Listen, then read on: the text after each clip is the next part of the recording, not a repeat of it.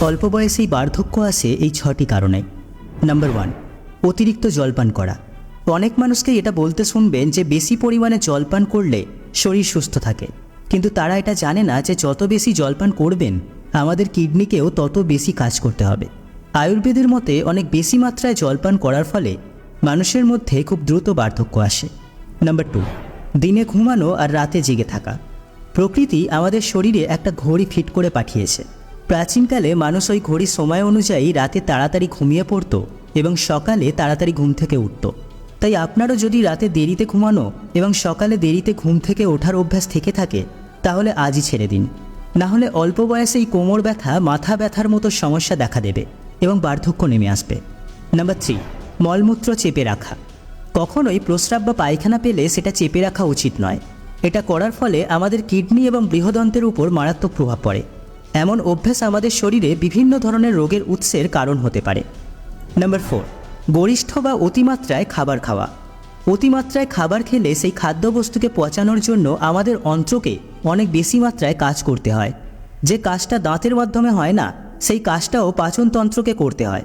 আর যদি আপনি ভারী মাত্রায় ভোজন করেন তাহলে দন্ত সঞ্চালনাও আপনাকে ভালোভাবে করতে হবে। আর তাছাড়া আমাদের কোনো সময়ই এতটা অভুক্ত থাকা উচিত নয় যে খাবার আসতেই তার উপর রাক্ষসের মতো হামলে পড়তে হয়। সারাদিনে অল্প অল্প করে দিনে 4 বেলা খাবার অভ্যাস করলে কোনো রোগব্যাধিও আমাদের শরীরকে ছুঁতে পারবে না। নাম্বার 5, একটানা বসে থাকা। যারা অফিসে থাকেন তাদের 8 ঘন্টা টানা বসে থাকতে হয়। অনেকেই আছেন যারা দোকান চালান বা বাড়িতে বসে কম্পিউটারে কাজ করেন ঘন্টার পর ঘন্টা বসে। যাদের কাজ বসে থাকা তাদের কোমর, হাঁটু এবং ফুসফুসের রোগের সমস্যা দেখা দিতে পারে। মুটিয়ে যাওয়ার আশঙ্কা তো থাকেই, এমনকি ক্যান্সার পর্যন্ত হতে পারে। রোজকার জীবনে কাজে আসা আমাদের দাদু ঠাকুমাদের দেওয়া কিছু অব্যর্থ দাওয়াই।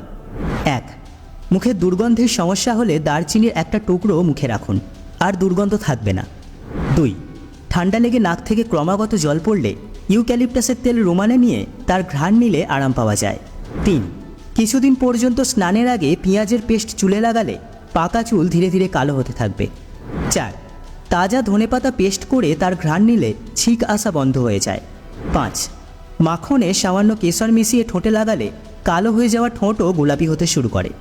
6, প্রচণ্ড মাথা ব্যথার সমস্যা থেকে মুক্তি পেতে পেয়ারার মধ্যে সামান্য বিট নুন দিয়ে সকালে খালি পেটে খেলে উপকার পাওয়া যায়। 7, মেয়েদের মাসিকের সময় হওয়া পেটের ব্যথা কমানোর জন্য ঠান্ডা জলে 2 থেকে 3টি লেবুর রস মিশিয়ে সেই জল পান করলে আরাম পাওয়া যায়। 8, শরীরে কোনো স্থানে পোড়ার দাগ বা প্রচণ্ড রোদে যদি হাত পা ঝলসে যায় অথবা ত্বকের যে কোনো সমস্যায় কাঁচা আলুর রস সেই স্থানে লাগালে দাগ দূর হয়। 9, পেঁয়াজের রসের সাথে লেবুর রস মিশিয়ে খেলে বমি হওয়া বা বমির ভাব আসা তৎক্ষণাৎ বন্ধ হয়ে যায়। 10, গ্যাসের সমস্যা থেকে মুক্তি পেতে রসুনের 2টো কোয়া খোলা ছাড়িয়ে ঘিয়ের সাথে মিশিয়ে খেলে দ্রুত আরাম পাওয়া যায়। 11, নাক বন্ধ থাকলে মশলাদার খাবার খান। মশলাদার খাবার খেলে বন্ধ নাক থেকে দ্রুত আরাম পাওয়া যায়।